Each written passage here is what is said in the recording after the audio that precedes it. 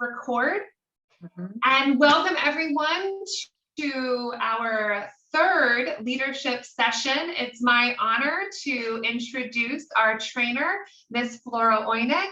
I think Katie started the question in the, not the chat, but in the messages that she's like 40 carats, wants to know what the story behind the name of your center is.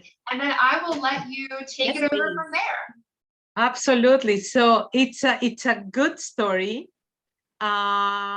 This agency, it's a big agency, it's not just a preschool. This agency was built by two women, which I have known for 33 years. We used to work together and then we all went our way, but then we found each other again. So these two incredible professionals decided to open an agency that will support families and children from birth through 5. And their intention was to support families, teachers, and professionals who work with families and children from birth to 5. So there was a training component for professionals, mostly preschool teachers. That component is coming back. I'm here with you, so we're starting to train again. There is mental health providers. There's a whole department of mental health. There is parenting education, which we work in every single public library from Sarasota County, Manatee, and we provide services for free when it comes to parenting education. And everything, the goal for this parenting education is healthy relationships between parents and children. So we get to know the families, we model for them, we bring resources, and then we have the preschool where I am the director, and it's early childhood education, but we always welcome children and families. So this was always the vision for these two women. They opened this agency 26 years ago. They were both 40 years old, and they wanted something that rooted. So carrots is like a diamond, but it's a carrot. And carrots, they grow down in the earth and they have big, big roots, long ones. So their mission really stuck. It's 26 years of building families and children. And now the roots are going through the rest of the community. We have partnered with other mental health providers, hospitals, the 1000 days, early learning centers, the food banks. So the roots have really gone out. And this agency we see between preschool children, mental health, and parenting education, we see a little bit over 4,000 clients every year. And it's a beautiful place where to work. The professionals are treated in a professional way. We all have great salaries. We all have great opportunities for professional development, and we all get benefits. So this whole vision came from these two women. Neither one of them is with us now. One is working with a husband who is a developmental pediatrician, and the other one stayed on the board with us. But I made her promise that when I took over, she was not going to step on my toes. So we partner. It's a beautiful partnership, and we all work together in a beautiful way. So we are about 54 professionals working together, and that's who we are. So you're all welcome to visit now that we don't need masks and we're going to open our doors and times are changing for the positive and the good. So let me know when you want to come over. We're really, really proud of what we do and who we are. So hopefully that will reflect throughout this presentation, and we're all going to work together. So what we are going to do together, we have a big name for this presentation. It's the power of reflective practices, time management, and the art of delegation. So what my intention is for us to say this whole sentence in one breath, because they go together. These are not three different themes. We are going to kind of separate them and learn about each one of the three themes, but the whole time, think about it as one component, it goes together.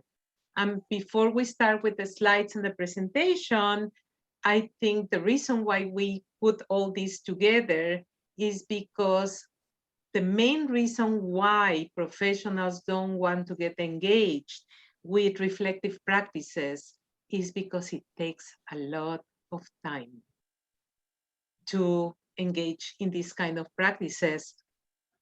But everything takes time. Knowledge takes time, education takes time, building relationships takes time. And once you start developing this skill, you realize that it gives you time instead of taking time away from you. So if you're already involved in reflective practices, please jump in. This is a conversation. What I decided today is that because we're such a small group, we're not going to divide in small groups, but it's a community conversation. So if you are experienced in reflective practices, jump in, raise your hand. We're gonna let everybody talk. Experience is huge when you're talking about reflective practices, and there's not one single way of doing it right. It's up to you. So we're going to talk about different opportunities and models. So if you're ready, I'm going to try to share my screen. And one of the goals that I see with all these training and courses is for us to develop a toolkit. I like to think when I'm learning something that there is a chance that I'm not going to be able to carry it out and apply it tonight or tomorrow morning, but I am going to put it in a toolkit with knowledge, and I'm going to know when I decide that I have an opportunity in my center to use reflective practices, I am going to go to my toolkit, get that knowledge, and start using it. Don't think that you have to leave today after an hour and a half and say, if I don't start tomorrow, I'm not going to be successful. I don't think it works like that. I think is knowledge plus experiences and the right timing. So just think about how you're going to build your toolkit with every single one of the trainings that we're going through in order for you to have this Mary Poppins bag in your hand to be able to take out the magic whenever you need it, or when you have created the opportunity to use it in an efficient way, in a way that you're going to see results, and it's not going to cause more frustration instead of more help. So I know Holly's going to talk to all of us about this toolkit and how everything is going to go on the, in one place, so we can all take advantage of everything that we are, learning together. So I am going to attempt to share my screen with all of you, and then, of course, make sure, Flora, that you click that little box that says share computer sound for the video. Yes, so I do have a YouTube video ready that is, okay, bear with me because I don't know how to do this. I'm here as backup. And yes, I told Holly she's my backup. So I'm gonna exit the full screen. I'm gonna take this, and now I can go back and open this big. Usually when you open Zoom, there is one page that does not allow you to share the screen. Here we go. Can you all see it? Yay. So I want you to listen to this, and then I'm going to tell you why I'm showing you this video. Here we go. Can you hear? No audio. So press pause. Okay, so I'm going to make it small. I know it depends on my audio. It's 100%. I'm going to start. Laura, go back to the share. Wait, press pause. So Okay. go back to your share screen, that button at the top, and click new share. You're sharing the screen. Yeah, click the new share button. It And says then there's a stop little share. box. It says Say share audio. new share. Do you see it down there? It'll say share computer audio. Share sound. Thank you, Holly. That's the one. And then you just choose the screen again, and this time it'll work. Thank you. Thank you, everybody, for your patience. But I know we all go through this. Can you hear? Can we even afford this house? I'm pretty sure we can. Pretty sure. With Rocket Mortgage, you can be certain. Not pretty sure. What's the difference? Let me show you. I'm pretty sure these aren't poisonous. I'm pretty sure these are parachutes. Mine has a sandwich. That's mine.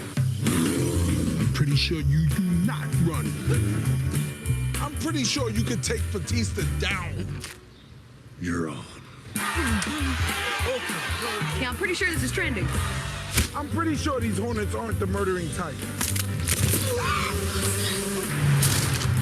I'm pretty sure we can make it.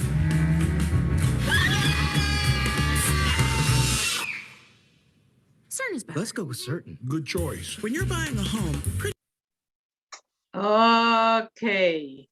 So I think you can imagine why I'm sharing this video, but we can talk about it. And it's the difference between pretty certain and being sure. So when we work with families and children, when we work with professionals, with our teachers, I think there is a huge difference between certain and sure. And we can move from certain practices to making sure that our practices are meeting the needs of our needs, the professionals that we're working with, and the families and children that we are serving. And in order to go from this process from certain to sure, we need knowledge. And we need experience. We're allowed to make mistakes and go from certain to sure by practicing. And you know, I hope you all get the gist and the idea, and just keep it in your mind that it's a process. And then I can start sharing. I'm going to try again. I'm going to start sharing our presentation. Hold on. Screen share. Here we go. Share screen. PowerPoint. Share. Can you see it? Yes, Okay. we're in the background. So if you click The slide good share, thing, work. yes. The good thing is that this one doesn't have a sound. So we are all going to talk. So the power of reflective practices, time management, and the art of delegation, as I mentioned before, is something that goes together.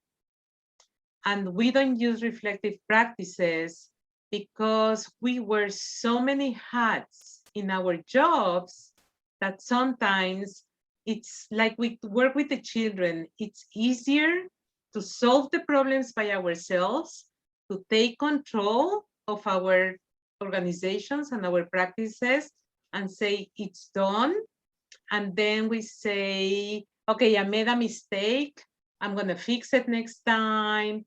But do we know why are we fixing something? Do we know where our mistakes are coming from? Are we aware of, is it our mistake or somebody else's mistake? Does it have to do with knowledge? Does it have to do with time? Does it have to do with the people that are working with us? And when we have time to reflect on our practices, then we can put one and one together in order to bring change. And growing up and changing is healthy for our organizations and is healthy for us as professionals. Okay, so stop me when you have any questions. I know this is the first slide, but we can talk about everything. And I like to talk, so I can go on and on and on, but just make sure that you are actively participating and engaging in a conversation while we are learning together. So as we are learning together, I kind of put a little agenda together. And this agenda doesn't have numbers because we can come back and forth and we can learn from, every slide and every conversation that we have. And as I am, having a conversation with all of you, I am often going to come back to the word knowledge. And I go with this process with my staff constantly because we tend to get comfortable and we tend to fall into the same practices year after year after year, knowing that with the understanding that the children and the families who come to us every year are not the same. And we are not the same teachers or the same professionals or the same practitioners that we were last year. I know that each one of you comes from a different background and our jobs are different, but our goals are the same. At the end of the day, we're all working for children, for or with children and families. So this agenda will keep us focused on the reflections that we're going to have together and building our toolkit. So we do have an agenda, and that agenda can change. I love when I work with professionals and with families and children. Flexibility is something I write a note in front of my presentations or in my mind, and I say, I need to listen and I need to be flexible, and our goals can be flexible, but we do have goals. Okay, so this is our tentative agenda, and of course we're going to have all this stays the way it is in our toolkit that Holly is going to put together for us. Okay, any questions before we start? Well, let me go to the next slide and then we can ask questions. So each one of us is special. You all brought something special on the first time we got together, and you told us a little bit about you. And I hope I capture what you were talking about. I think Holly, there is your dinosaur, and Cami, there is your, I couldn't find anything that said manhunt, or I don't remember what you had that day, but I found these cutesy ones. I know that Camila was talking about changing diapers, and we had the Disney fan and the craftsy person, Judy. I don't know if Chris had a chance or I had a chance to do this, but I included all of us. And through the presentations and whenever you go to any kind of trainings, and I have to remind this myself, when I'm listening to somebody else talk, I kind of want to do what that person is saying. But what I have learned with age and experience is that I cannot lose myself in everything new that I learn. That the way you present yourself or the way you think of yourself or the person that you are and your passions and your interests need to come out in your practices. Because if not, you lose yourself and you start being somebody that you are not. And we're going to talk, reflective practices include a lot of feelings. And sometimes we want to leave, sometimes in our industry, we say you leave your problems at home and you come and work. But we know that is not possible. And we try to manage our time and our feelings and everything. But when we talk about reflective practices, we're going to be talking a lot about feelings, because every situation and every experience makes us feel a certain way. So remember who you are. Remember what your goals are. Remember what your vision and your mission and your likes and dislikes, because you're going to use your own self and your own person in order to bring these practices to life. Yes, often we don't want to, it's not therapy or anything like that. We don't want to, bring our own personal lives all the time, but we want to be who we are in our professional life.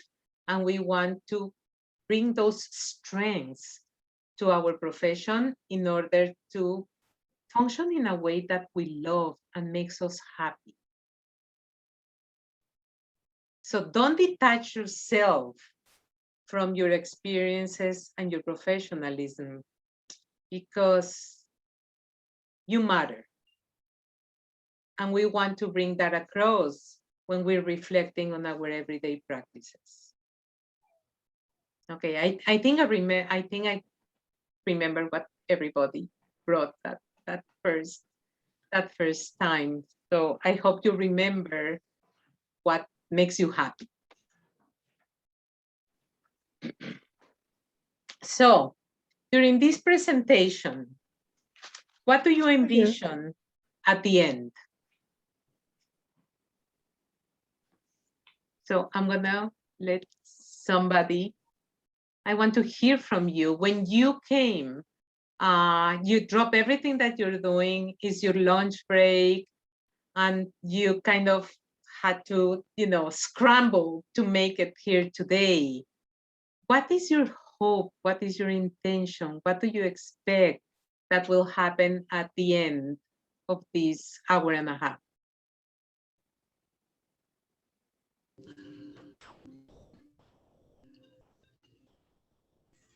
Anybody? I rose my hand. I don't know what the rules are. I've been teaching in the classroom, so what do I raise my hand? Yeah, go for it. You started talking. No, you're Okay. here. You're with All us. right.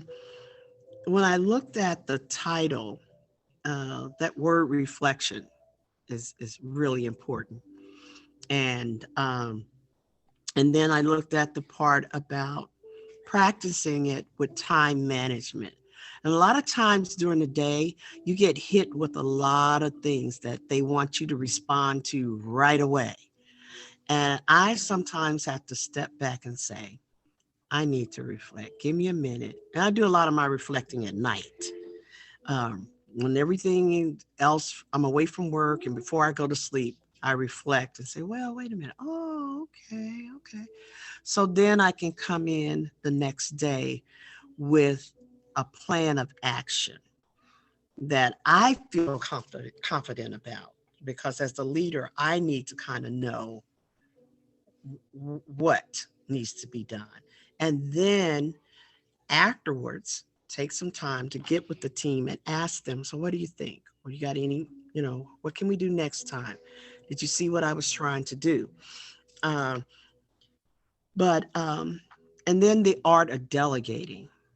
I have a hard time using the word, can you, will you, I need you. It's hard because I'm afraid of, no, I'm not going to do it. And then your hands are tied. So I try not to have any expectations of someone that I cannot do myself, but I don't want to hinder them from performing what they agreed to perform on the job. So I'm here to learn how to mash all of that.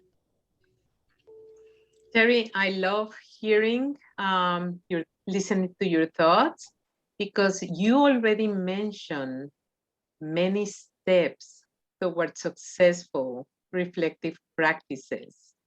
And we're going to learn about those models to get our brains organized in this system of reflection practices.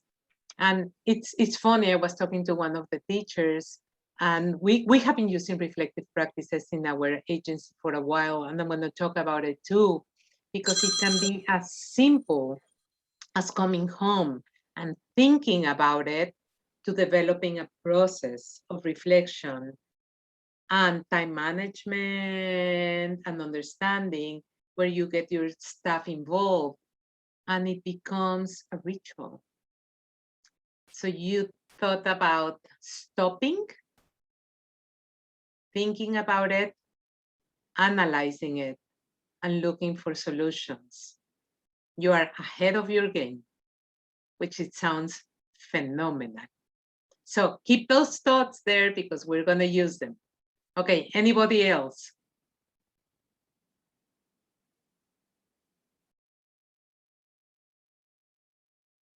Deb, Hopefully you can hear me. we do. Okay, I'm back on my old computer because I'm at work. But I had just three sentences that I thought about reflection and then delegation, time management is mostly good. But the three statements was, where have I been or accomplished? Where am I at now? And then where do I want to go?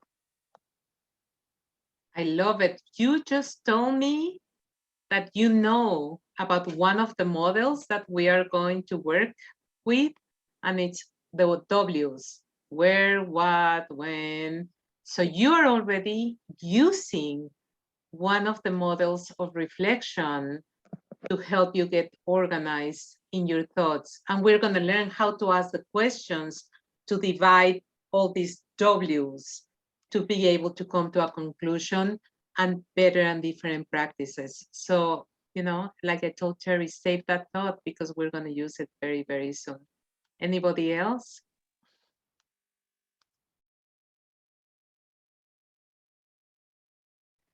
Okay, so for me, is developing that toolkit and having it available to use it very, very soon. One more thing that we're going to learn today is when to use reflective practices. This is not a tool that I said, ooh, it sounds good. I'm going to throw it at my staff tomorrow or at myself tomorrow because I'm going to fail. So we're going to learn when, okay? And then if anybody has had any experience with reflection, please share with us, because reflection can be as simple as problem solving. You need to think how to problem solve. You need to communicate with your staff, and in order to communicate with your staff, you have to have a plan. That means that you're thinking about your plan and you're reflecting on it. So reflective practices don't fall into one category. There is a chance that you're already using reflective practices, but you have not even thought about it. And then we're going to learn how to use it in a much more systematic and flexible and reflective way. Sharon, were you going to say something? I see that you unmuted. Yes, I'm sorry I had to step away for a quick moment there, but I am stuck on the earlier comment when the person shared, and forgive me, I'm still learning names. When she said that she asked people to do things and they come back and say no. I'm stuck there, and I am intrigued to find out, how can we use the power of reflective practices, time management, and the art of delegation to get around those no's? I have some other issues with that, but I'm just stuck at that statement right about now. I love that Terry mentioned that, because that's something that many of us struggle with, and we're going to talk about it. So yes, we're definitely going to talk about it. Anybody else? So it's great that you're talking about all these issues and your experience, because it's part of the presentation. You're telling me that I'm the right path, the way, you know, I planned this. So, you know, I have not had time to look at the chat. I hope, you know, I can come back to it later. But if you have any questions on the chat, just let me know. Judy, do you have anything that I saw you, or you muted again? Okay, so I'm going to turn to the next slide, and I'm going to tell you, I'm going to move my screen to be able to read, and I'm going to tell you this story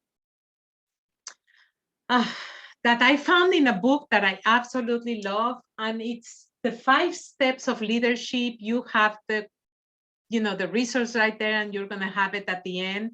I have to do a disclaimer. I didn't write these stories.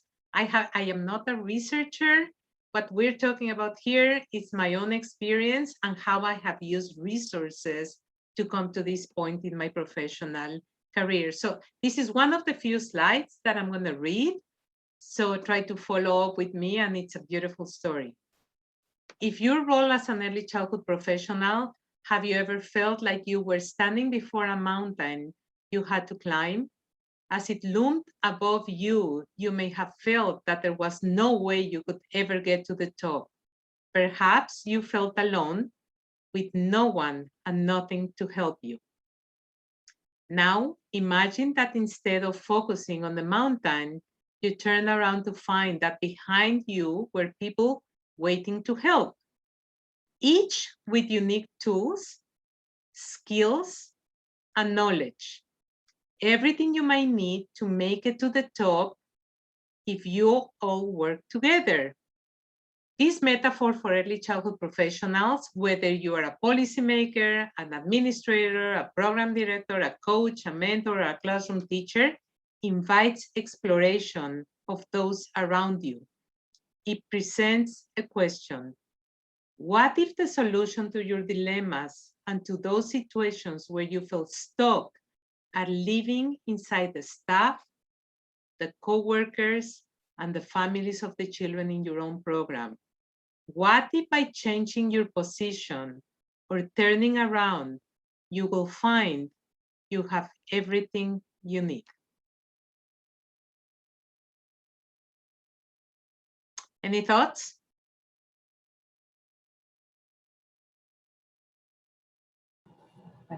I do. Okay, Sharon. Oh, Jenny, let's give Jenny a chance. Go ahead, because yes. I have not heard you. Sorry, Sharon. Mhm. I really like this because I think it really coincides with the philosophy that kind of I've learned over my many years as a director, and everything that I've learned starting out feeling like I'm trying to do all this by myself. But I mean, my philosophy at this stage of my career is, and I think I may have said this on like the first day, is that, we're only as good as our staff. So it's not me just out there putting it all together, putting all the policies in place, getting all the classrooms set up. I mean, that's all well and good. I may come with, some knowledge, but things are going to happen in the meantime. And years, I mean, I look to my staff, they're the experts. They're, again, 5 heads is better than 1. I have a senior staff member, she's about to retire. She had been a director. A lot of times I confer with her about, like, hey, well, what would you do in this situation? Or what do you think? Or, I bounce ideas off of them. To me, this is all together. It's a very open, fluid relationship.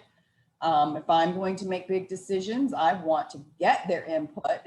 It's not me out there. They're the ones that are in the classroom with those teachers. I want them to be able to speak freely to me, to the families, to the children. If they're having a problem, we're going to work together to find a solution. Sometimes they come up with something better than I could think about.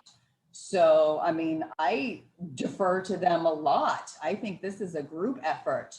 And I think that's probably where we're going to go with delegation, giving your staff, empowering them to have, the freedom to make the choices and say, hey, what do you think about this? Sometimes I'll be like, maybe that'll work, or maybe not, or let's try it. And if they feel like they have a stake in what they're doing and that they're heard and seen, then, I think that makes us a much better team. It makes us better for the families and the children that we serve. So I always say, It's not me doing it. When a parent wants to try to give me credit, I'm like, nope, it's my staff. It's like, I'm only as good as they are. If I have high quality staff, we have a high quality program.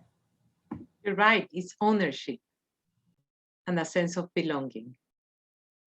And that helps a lot. Sharon, any thoughts, or anybody else? I know Sharon was next. No, I'll give someone else a chance and listen. Okay. So if nobody else has anything, everybody's being a very, very good listener. Give me a challenge here. Give us all a challenge. But anyway, like Jenny said, it is about strengths. We cannot have every single skill and every single strength that we need in order to run the kind of programs that we want to run. So I don't know if you ever heard about the book. It only came to me, Hunt, Gather, Parent. It's a new book. It's called, I don't even have, somewhere I have the name of the author. I'm going to send it to Holly. So, but it's called Hunt, Gather, Parent. And it's about it's a writer for NPR. She's a researcher and she travels to find out how others parent. And one of the things that she finds out, and I have been following her research, is that we Westerns need to be in control of everything. And once we try to lose control of everything and we share control, then we find success in so many areas of our life. That is professionally, and that is in our own personal lives.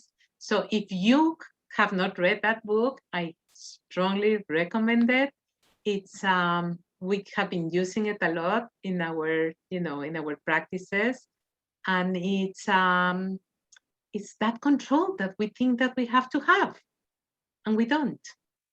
We just have to turn around. And Sharon, I think we're going to start answering your question about Terry's comment about where does this questioning our staff, why does our staff say, I don't want to do this, or I cannot do this?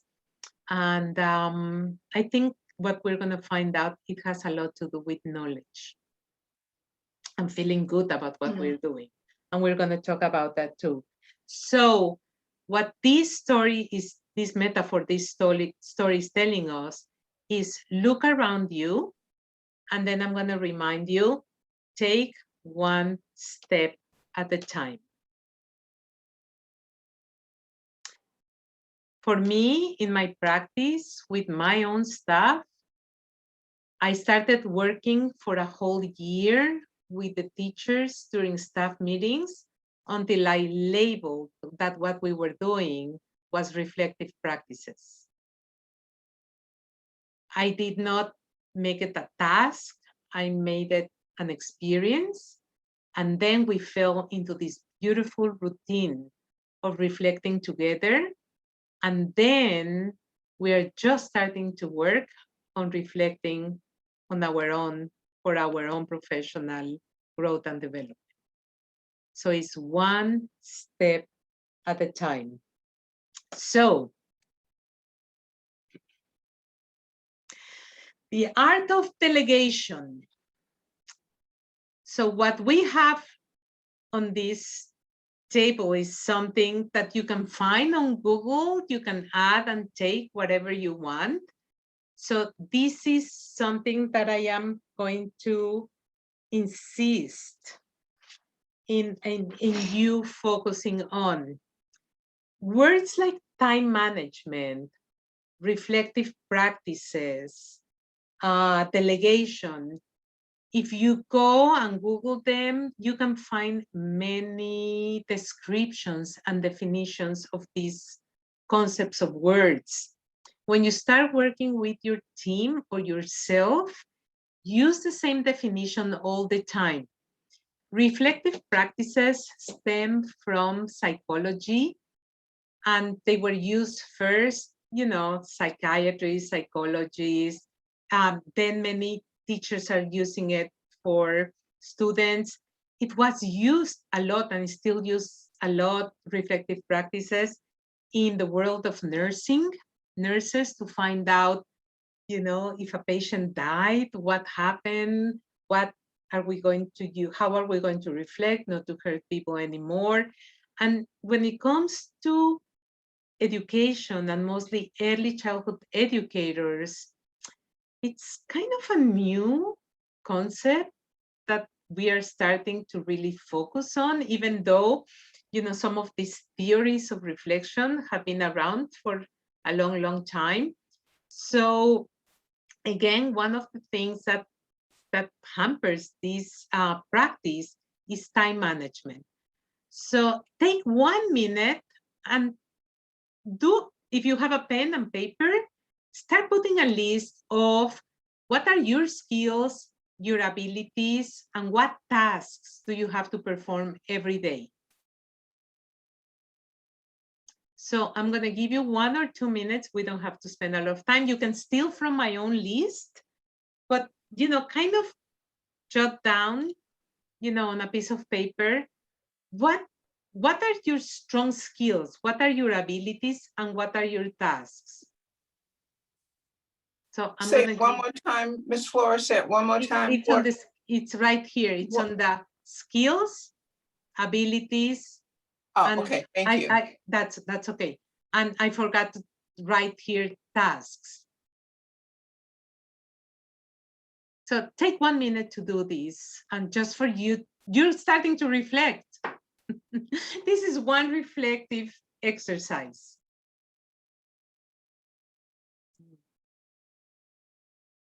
And I'm not going to read all the slides, you'll get them. So time management is a process of planning and exercising, conscious control of time on specific abilities, especially to increase effectiveness, efficiency, and productivity.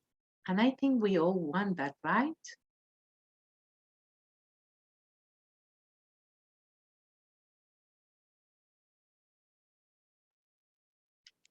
We all want to be effective. If anybody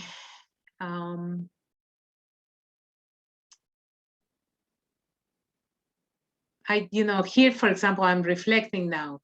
Did I write budgeting? That's my job.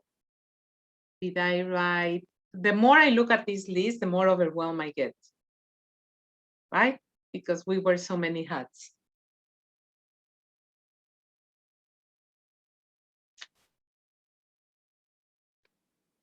So what do you do in your everyday life as a professional? I think this list is really, really short. I know it's really short. I know there is so much more to it.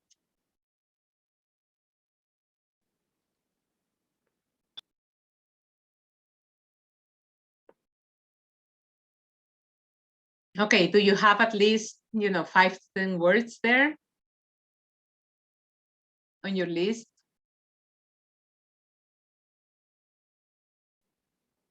Kathy, how are you doing?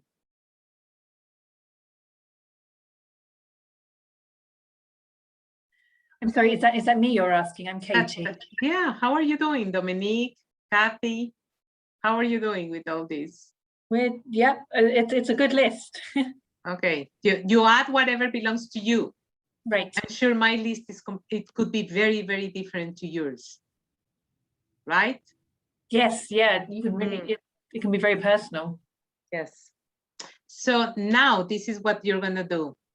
Circle or highlight or underline what is your strongest strengths. What are you, really powerful? What is your superpower out of all these tasks?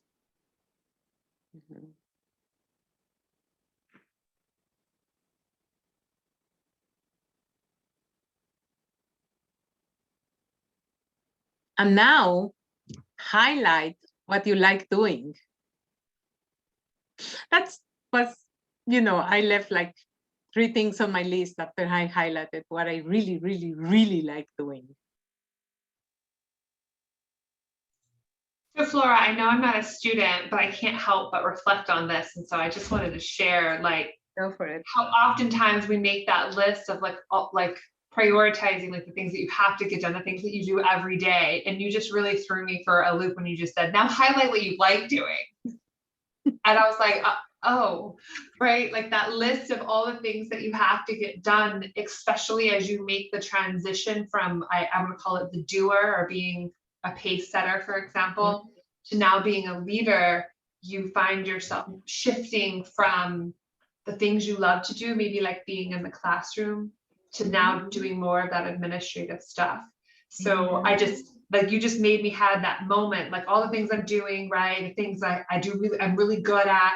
And then you said, now which ones do you like doing? And I immediately was like, oh, I didn't even write those down. So I just wanted to share that reflection. And I promise I will not jump in any No, more. please do.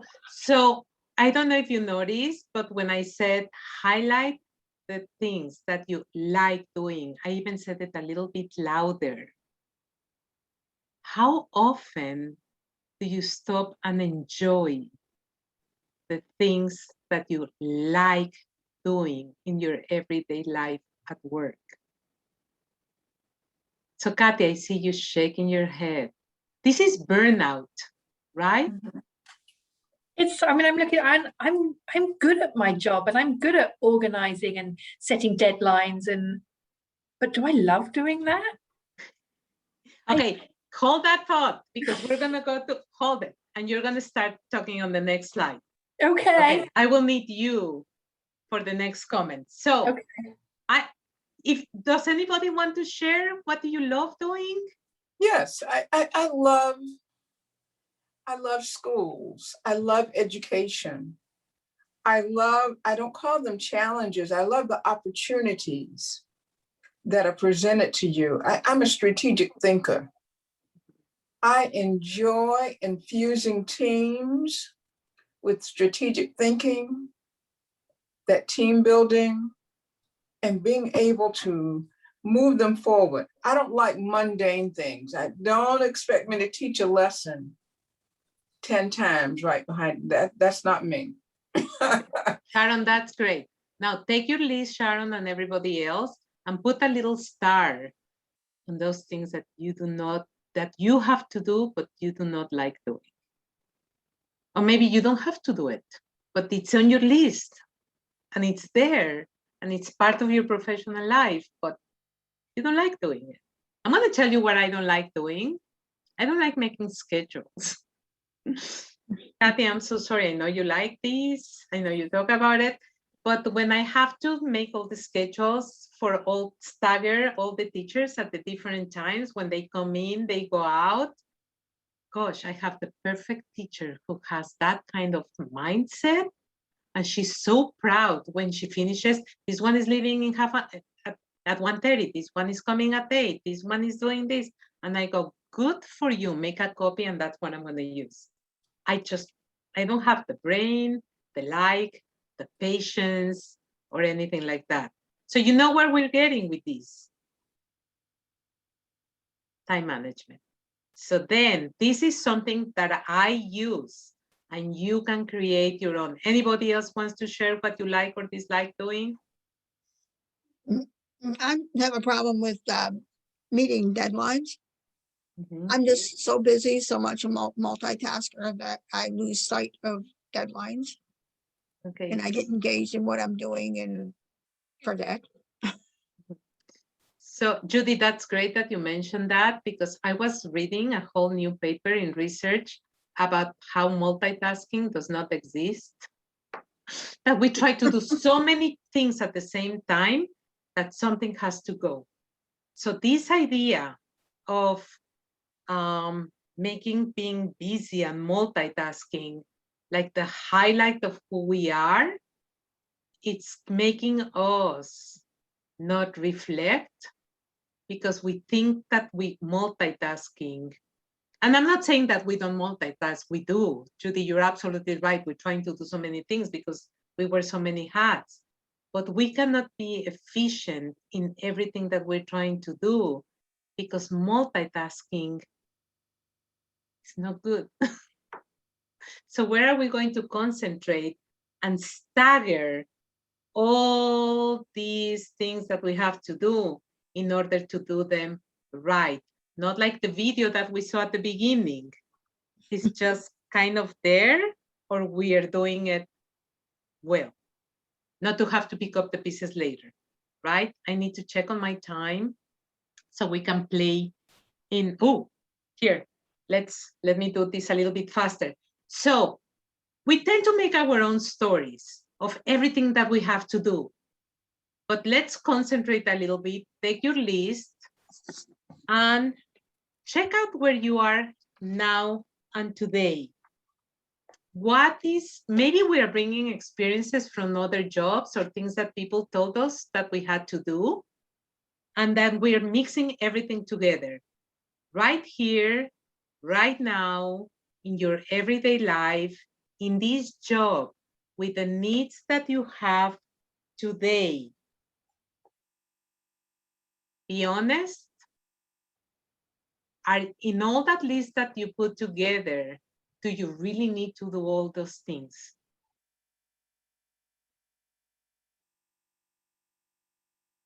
And I'm going to tell you what, once you check that list and we're going to do something just to reflect on it, and you really take what you really have to do right here, right now, in the job that you're performing right now, then we develop new routines and new habits.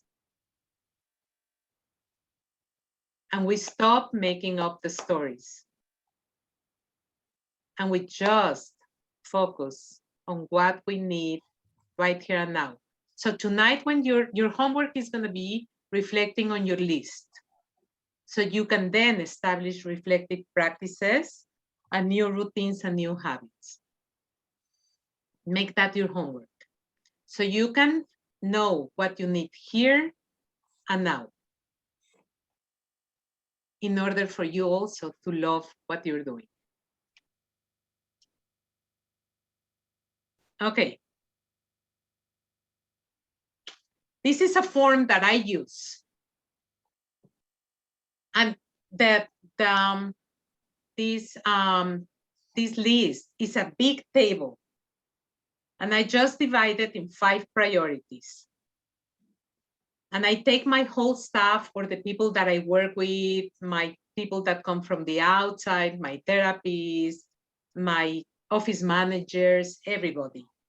So I divide my task and my responsibilities in, there are things that I cannot delegate. I cannot ask anybody else to do my interviews, to hire staff and do contracts. That is my job. My job is to put the budget together with my finance department. I cannot delegate that to anybody else. It's my job.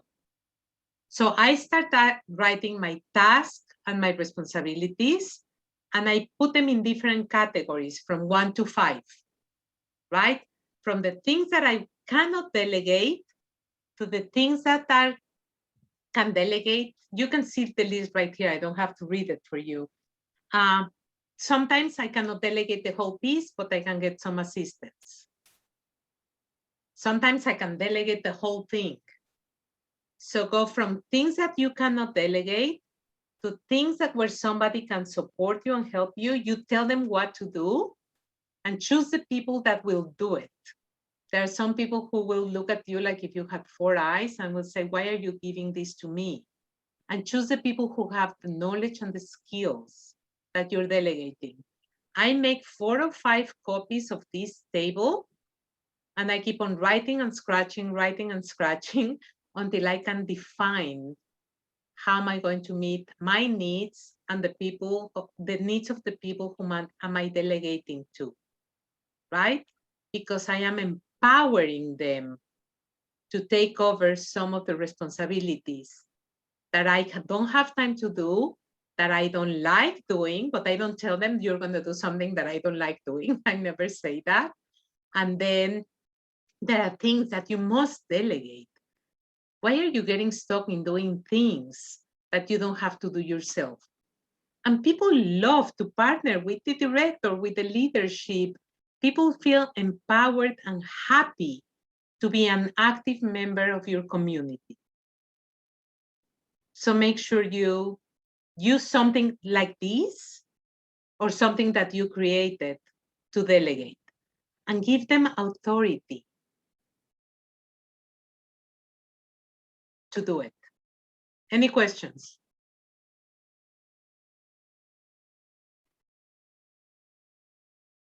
Okay, so let's take 1 minute because part of reflective practices and delegating responsibilities and knowing how to use time management is learning how to breathe. So something that happened to me and my staff during COVID is that we stopped breathing and we stopped reflecting and we were acting. We have to go online. We have to do this. We have to meet the parents. We're not going to close the school. Then we have to come back with everything. And one of my therapists, one of our therapists that work in the building with us, thought of this incredible grounding experience. And one of the things that we love about this grounding experience is that we didn't have to close our eyes, because when you're meditating, when you are breathing, you close your eyes and then you don't want to open it and face time. It's like when you meditate, you want to be home, you want to detach a little bit. So we learn grounding experiences that we did with the staff and we still do to this day. So we can practice this in 1 minute because I want to jump right into how much we have. Half an hour more, right, Holly? Okay, so we need that time to do actual models of reflective practices, which is right next. So this is how it goes. Are you ready? Take a deep breath.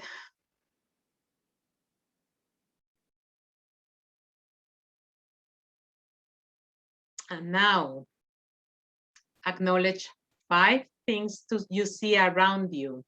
And what we're gonna do is we're gonna detach from everything that you were doing and what you were thinking. So we can ground ourselves, stop worrying about how you're gonna use these, and then reflect again.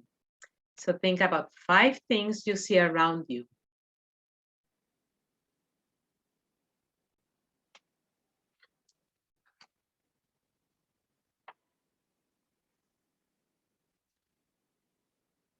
Acknowledge 4 things you can touch around you.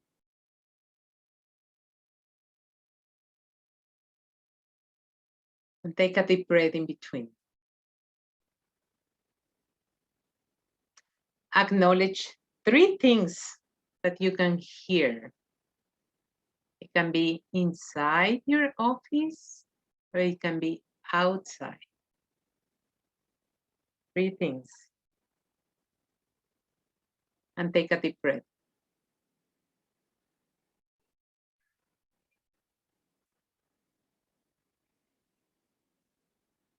Find 2 things that you can smell. If you still have perfume from the morning, or I still have my breakfast from the morning that I have not been able.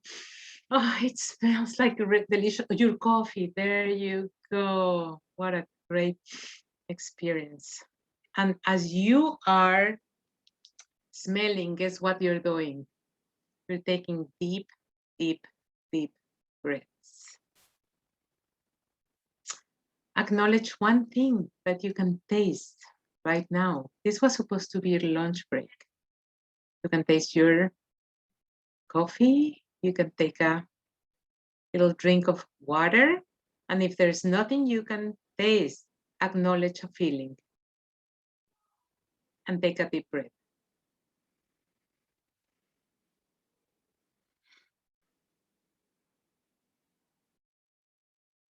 So every time you feel like you're going to jump over the window and you're you know, sometimes with meditation, and I do practice meditation, I feel like my brain is not clicking with my intention. And with a grounding exercise, you do not need to go so much in depth, but it allows you to breathe and refocus.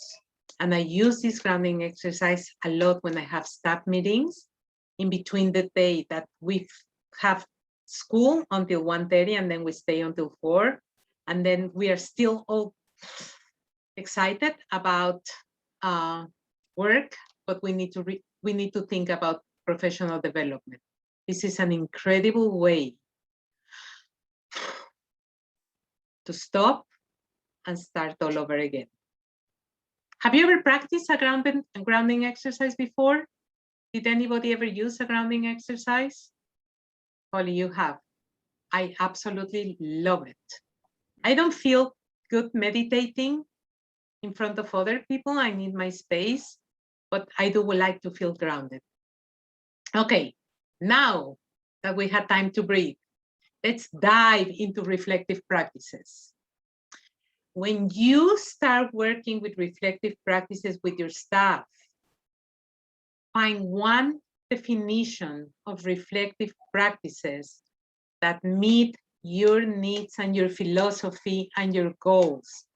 When you take all these books about reflective practices and go to the internet, it is overwhelming. It will take for you to become more knowledgeable about reflective practices. Find the intention and the description that will meet your needs and the needs of your staff within your profession, wherever you are in early childhood, whether you're a professor in college, or you're a classroom teacher, or you're an assistant teacher, or you are a director. If you're going to use reflective practices with yourself and your staff, choose one definition. Don't jump from place to place, because then you're going to lose yourself. So once you find that definition, and I gave you 3 right here, you have 3 definitions of reflective practices right here. And then remember, reflective practices is like doing children's assessment. Assessment is a cycle, it's an ongoing practice. It is like, I don't know if you use high scope, the core assessment, or you use teaching strategies. It's a continuum. You observe, you document, you reflect, and you work, right? So you learn. Teach and learn can be in this cycle that I'm showing you, can be used teaching or learning. Yes, Cami, do you have a question or something, or did you just move your hand? No, I had raised my hand before, but I wanted to say I have done grounding exercises, and I typically don't really like them because of the having to close my eyes, but I really like the grounding exercise that you did. That made me feel more aware of what was around me. So thank you for that. That was a really good one. And I'm happy that you say that, because for me, closing my eyes when I need to leave, or I know that in 3 seconds I have to jump back to work, I go like, no, no, no. It's not that I don't trust the people that I am with. It's just like I'm not in the mood. Right? So this is, your eyes are open. You're using the space where you are. You're not moving anywhere. And you're taking advantage of 1 minute of a grounding exercise to be able to recharge and move forward again. So cycles. The way you assess young early childhood, that is reflective practices. And we need to apply the same system with ourselves. You're going to teach, you're going to self-assess or help others assess a situation, and then you're going to consider your options, and then you're going to practice. When I started doing this with my staff, it was 100% strength-based. Once you practice, when you give people and say, your strength, tell me your strengths, we're going to talk about this. Let's make a list of your strengths. You're going to write them. Use your strengths to do your lesson planning. When I observe you in your classroom, I am going to observe your strengths. When we have a staff meeting, bring your strengths to that staff meeting. And what I found out is those weaknesses were not so important because we were a strength-based reflective organization. So instead of bringing people down, you're bringing people up to reflective practices. Why do we always start with what we're doing wrong? No need. We found out that what we were doing wrong, it was not so wrong once we strengthen our strengths. Does that make sense? So there are many models and research. There is research behind reflective practices. It's a real thing. So find your definition of reflective practices that you're going to use with yourself and your staff. Again, there are so many options that you want to find one definition that meets your needs. And reflective practices allow you to evaluate yourself and evaluate others. And again, I'm going to say I'm using a lot of strength-based practices. And then when you're talking about strengths, you know, the other skills come out, but they are not the focus of our conversations. That will come when we become more proficient in reflective practices, right? And again, use the same definition for reflection throughout. And then if you're going to change your definition, tell your staff that you're going to move to a different definition or something because maybe this one is not working. It didn't encompass all the needs that you wanted to meet. Whatever you need for your practice right here and right now. Any questions about definitions and research? Reflective practices are not random. There is a lot of research behind it and it works.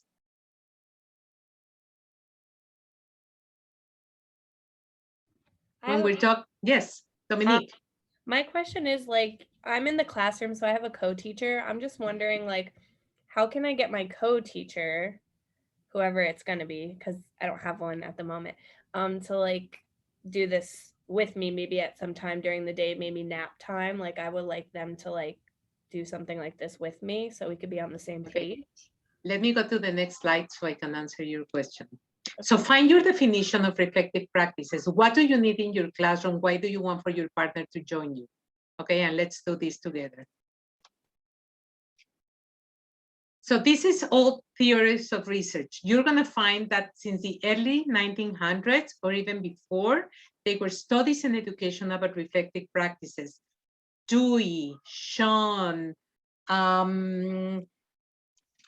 Graham Gibbs is the one that is used the most in education, and we're going to do a little exercise. We're going to play in the sandbox with Graham Gibbs. So I'm going to go to there. So I want you as continuous learners to go back to the theories and research in your own time, because we're not going to have time today to analyze all these, but make sure that you learn more about the history of reflective practices, because you will understand where we are now. Okay, so this is one. This is Dewey. No, this is Sean. I am so sorry. There are so many.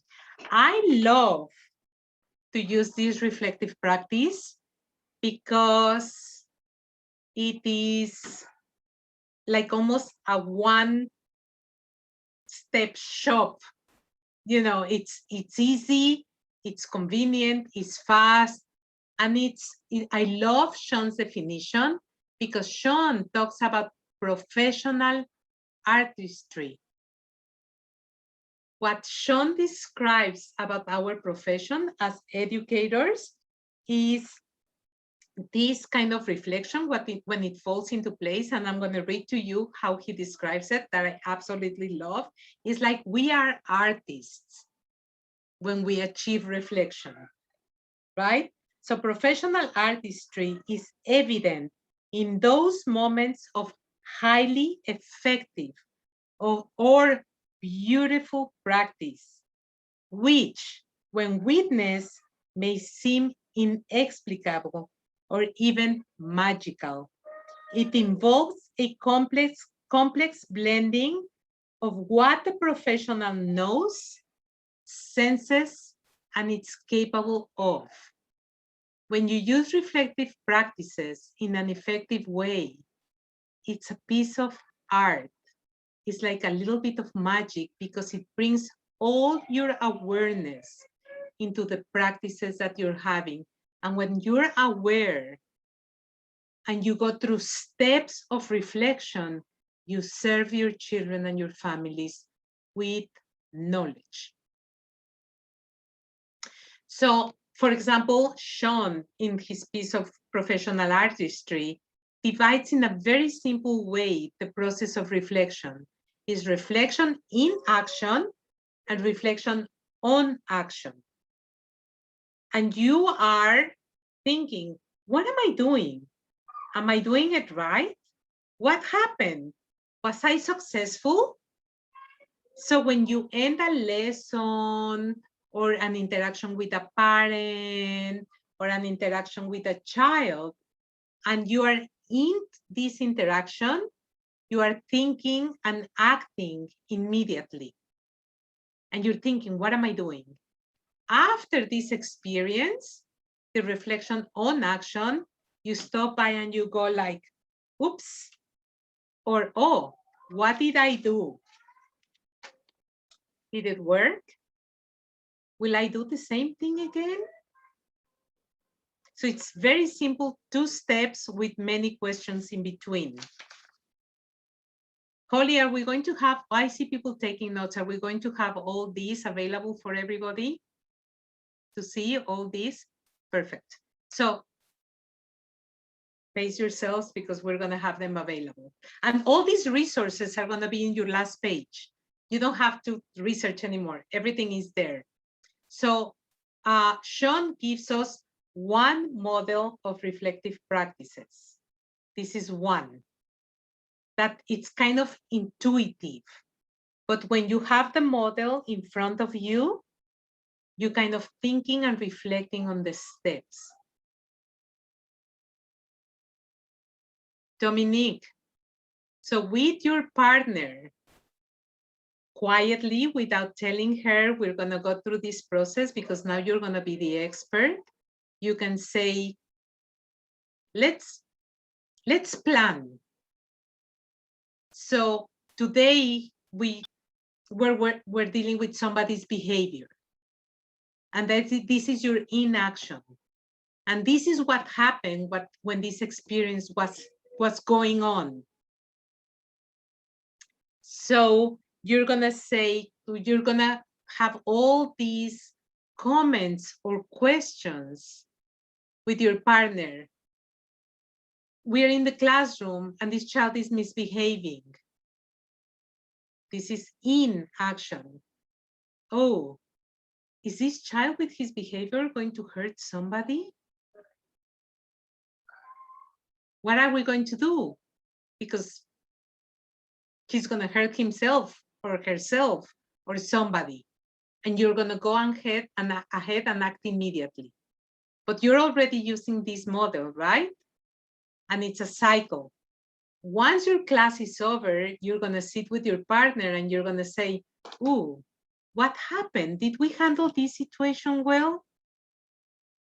Can we handle it in a different way? Where do we find better ways to deal with behavior? What can we change? And next time you try again and you keep on growing on this knowledge and these situations, right? So this model is really easy to have right on the palm of your hand, and without lecturing your partner you're already talking about reflective practices, and you're modeling for her. And at some point, you can say, you know what we have been doing all this time? We have been using Sean's model, and we became artists in our way of reflecting, because now we're problem solving in the classroom in a much more efficient way. Love it. Thank you. Good. All right, so let's find another way. We're going to skip this one because it's late. These are theories of reflection. This is another model. Code is used a lot in education. A lot. So it's an experience, is what we're doing, what we're doing right now. Then we're going to observe. We all need to have time to observe. And this is while something is happening, right? For example, this is what we did, what we used in the classroom when a teacher said, our children are not following what we want them to do. So that I said, what happened? It was a concrete experience. The teachers took out a lesson plan that was spring, right now, a lesson plan that they had in a 3-ring binder. And they wanted to teach about flowers that grow in the spring with the rain, this, that. The children, they started reading a story they wanted to do, and the children are talking about the ladybug that's standing on the leaf of the cover of the book because they just saw ladybugs in the playground. So nothing in the classroom was clicking for them. So when we sat together about to see what happened is we took the concrete experience. We want for the children to learn about sunflowers. It didn't work. That's my observation. That's my reflection. So then what happened? The children were talking about ladybugs. That's what they want to learn about. That is my conceptualization of the problem that we were having. And then we're active experimentation. We're going to say, oh, developmentally appropriate practices. Why didn't we listen to the children? We should have listened to them. They care about bugs. So now we can move towards teaching the children what they are interested in and meeting the goals that we needed to meet through learning about plants, but through another hook that is a project or a theme that we can meet the same needs, but through something that the children are interested. So we use the model to reflect what is happening in the classroom. And this is my favorite. I know I'm running because we spend a lot of time in class management. Like Dominique did, stop me when you have a question. Please. This is my favorite one. It's the longest one. It's not so easy, but gosh, does it help us just itemize every single step of reflective practices. I know there are 30 comments on the chat, so Holly, if you see anything where they need me to stop or something, would you help me with that? I have no idea what is happening in the chat. I'm just going. You're fine, you're fine. Okay, thank you. GIFs, love it. You Google Gram GIFs, reflective practices, and you're going to have a lot of information. Plus, I gave you some resources on the last page. So this is how I use it. I take the description of the experience and I divide it in a ton of questions. Like I take description. So the same idea of the lesson plan. Children, I believe in developmentally appropriate practices, in project-based learning or project approach. When we don't follow this or when we follow it, we always find problems or things that we have to solve. And we use this model a lot when we talk about behaviors in the classroom. So if you think right now, let's play. It's the sandbox. It's time for all of us to play together. So we're going to use Gibbs's model for the next 5 minutes. So think of a problem that you want to solve or something a practice that you want to enhance. It works both ways. Somewhere where you want to grow, or you want that development professional possibility for your teachers. Where do you want to go next? This model helps for everything. So you have, we're gonna take first the description, this part, and we're gonna say, what happened? Right, this is when we're gonna describe the experience, and then we're gonna start asking questions. I have a child who just doesn't stop misbehaving in the classroom. I cannot teach. In order to keep my classroom safe, I have to focus on this girl 24/7, because if not, she's gonna hurt somebody or in my lesson planning, I'm not succeeding because I stopped listening to the children, or. Think about a practice that you need, a problem that you need to solve. What happened? When and where did it happen? I'm just on the descriptive part. And you can make up your own questions, or you can find them in the resources that on the last page. Who was present while this was happening? What did you and other people do? What was the outcome of this situation? Why were you there? Why were other people there?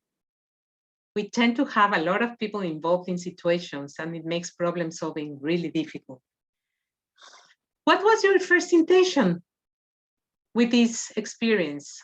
What did you expect for it to happen? And you can make any other question you want. This part I love, feeling. What were your feelings during the situation? What were your feelings before and after the situation? When I lesson plan, my goal is to be successful. So I go into the classroom with my lesson plan, I go like, oof, this is going to work. And then I have a drawer with a folder that says never again. I put these experiences to remind me that I shouldn't do this ever again. But that happens through reflective practice. What do you think other people were feeling about the situation, including the child that you're dealing with? How was this child feeling? How were you feeling? How was your partner feeling? What do you think people are feeling now after the whole experience happened? What were you thinking during this situation? Am I thinking, let's stop it right now? Or let's continue to see what happens? What are you thinking now after this experience? This is all here, feeling. This is a very, very thorough model for reflection. Now we're going to jump to evaluation. What was good or bad about this experience? What did you and other people contribute to the situation? Did I make it better? Did I make it worse? Are there positives and negatives, or everything was positive, or everything? It's good to reflect on positive things. Don't you ever stop reflecting on the positive, because then you can carry it to the next level. Then I'm going to go to analysis. What sense can I make out of this situation? What knowledge, mine and others, affected the outcome of this situation? With my knowledge and others, how can I affect the outcome of this situation? Then I'm going to jump to conclusion. What did I learn from this situation? How could this have been more successful? How could everybody participating in this? And this is when it comes to delegating too. Did I delegate to the right person? What skills do I and others need to develop in order to be successful next time? This is the action part. Knowledge and skills to develop. What can I do different next time? I love working with this model but you need time. This is not random. Either you bring an agenda with the questions, or you make your own agenda if you're using this model for yourself. I usually send the agenda before with all the questions. So when we're problem solving with the whole staff or a team of teachers, just Dominique and her partner, then we all are working with all these questions to find out what actions we're gonna take to better the situation, to use it again, the same experience, or to move and to put the situation in the never again drawer.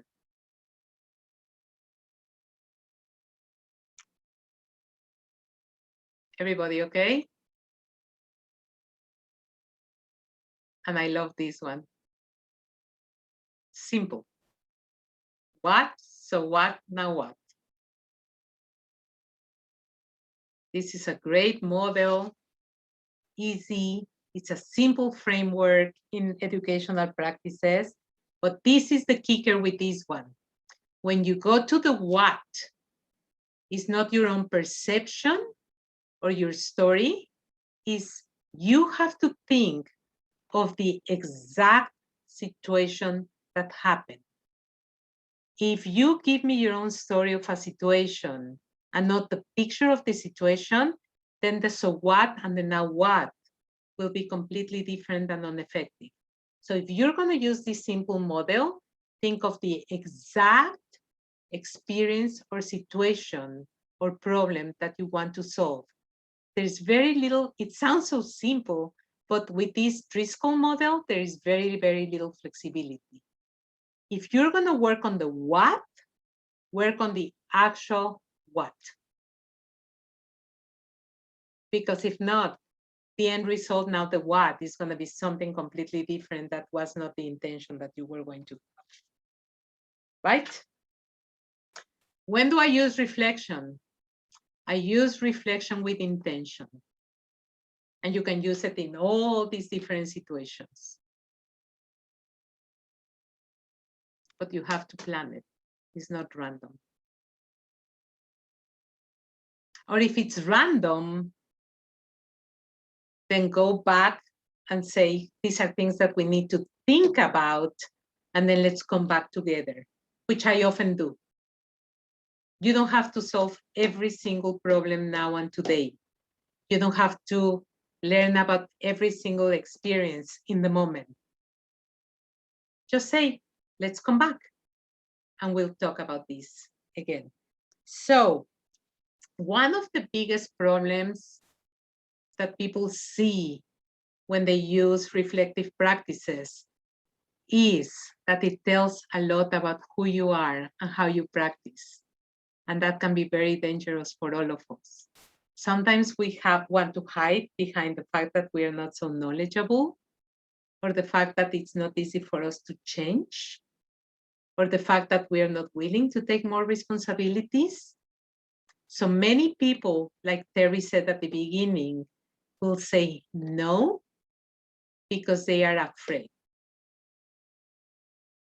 So reflective practices makes you, each one of us and your staff, realize what they know, what they don't know, what their skills are, and where do they have to grow. And that is very, very, very threatening, unless you want to grow. Knowledge. Make sure that quality early childhood education is at the forefront of everything that you do. And this is from the Office of Early Learning. And the description, if you go to the website of the Office of Early Learning, the description of each one of these items is right there. So we started with climbing that big mountain. And after climbing a great hill, one only finds that there are many more hills to climb. I have taken a moment here to rest. I have taken a moment here to still the view and enjoy what I'm seeing. And then I look back on the distance that I have come. And then the whole cycle starts all over again.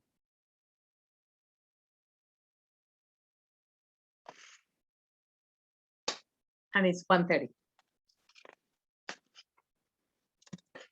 And then the next page, as I promised, you have a ton of resources with all the websites, with everything that I use for today. Thank you, Flora. I have saved this PowerPoint. It's in a PDF into the shared drive that we talked about. So I'm going to take this actual slide that we have here, because some of these are links that are, I think, that are active, and put them in just another spreadsheet so that they'll stay active as well for you, and that they'll be up there. And I will, of course, send that reminder of how to access it. And it can kind of, to come full circle, at the very beginning, Flora said that, we're building that toolkit.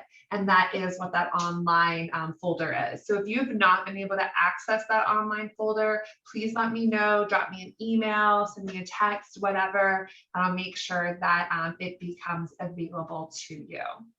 And with that, do you guys have any questions, comments for Flora? Please. And then I think in the emails, you have my email too. When Holly sends all the emails, you have my information right there. I love to have this conversation. Reflective practices have changed how we work. Every Thursday morning for 20 minutes, we meet with the whole staff, my whole staff, and we talk for 20 minutes. I love that. We I love reflect on time for that.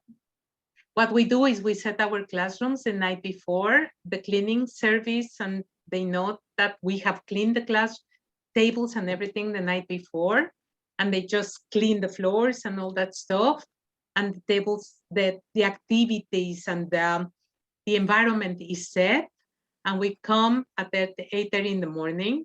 One of the office managers makes a call to through the intercom, and always something funny, and she says, "Beautiful people," or "Lovely ladies," or "Move it fast, your director is waiting for you," or things like that. And we laugh, and we start every single Thursday with good news. And then we move on to problem solve or reflect. Do you finish with good news as well? We start with good news, and then when we finish, we're all running like crazy to get back to Caroline class. and children and everything. So that's why we start with good news. What a great practice. It's wonderful. It brings us all together. And the trust is unbelievable. Sounds amazing. You're very inspiring, Flora. Yeah.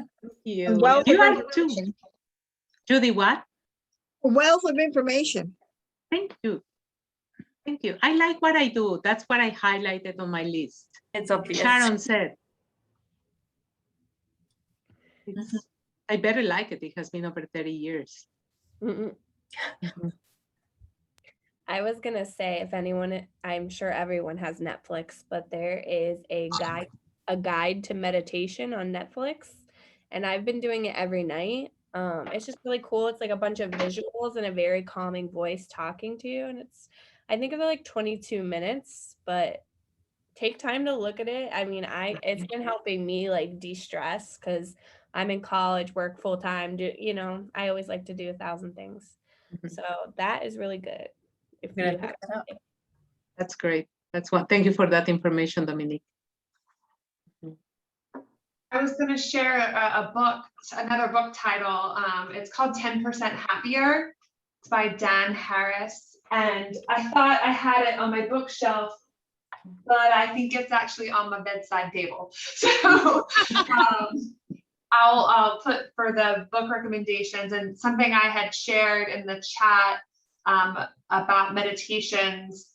If any of you are on Clubhouse at 8:15 in the morning, and then on the weekend she does it as well, but there's something called Live on the B-side, and it is 5 minutes, and you can set like an alarm, like a reminder for it. If you're on Clubhouse, they have it for Android now. and it just like pops up. I'm like, oh, they're doing it. And you don't have to come on camera. You don't have to speak. You don't have to do any of that. You can just tap in to listen. And she takes you through a 5-minute meditation.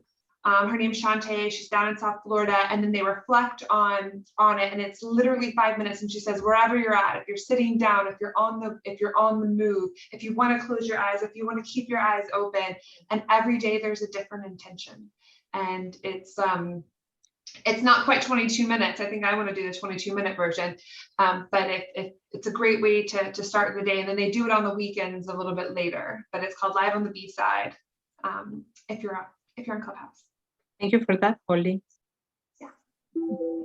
I know we're over, but I know we also just like to kind of mill around and hang for those people who can. And I always like to turn it over to Chris when she's with us for any final thoughts or comments that she might want to share as we go into our weekend.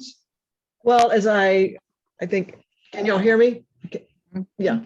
As I was listening to it, what I was struck by is I started this with continual quality improvement, which is the cycle and the circle, and how you're constantly working on what is it and what do we need to do better, and taking action, then starting over. And I was struck on what you were showing us was the same kind of cycle.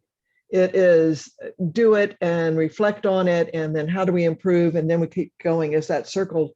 I won't say circle of life, getting to whatever with that, but it is still that same kind of process where you're never done. You're always working at getting it, better. And just to let y'all know, I've known Flora now for, I guess, 4 years. We went to DC together, to the Public Policy Forum, and made connections. And she told me way back then how she wanted to move into training. And I just had to wait till now to get her here. And I'm so delighted that she's doing this with us. And she's quite a leader. And I'm really pleased that she's part of this program. So I hope everybody has a wonderful weekend, and we'll see everybody next Wednesday, right? What is the next one, Holly? It is building your team with Any Lou. That's not the full title, but like that's the generic title. Well, just so you know, Emmy Lou is another one of those longtime friends for the past 4 or 5 years, but I also have a lot of respect for her. She runs an excellent program. So I think y'all will get a lot out of it. So thank you, Flora. I really appreciate it. Thank you, everybody, for putting the time in this. This is wonderful. Thank you. So, thank you. have a wonderful weekend. Happy Holly, Friday. hand it back to you, Holly. Bye-bye, everybody. Bye, everyone. Bye-bye.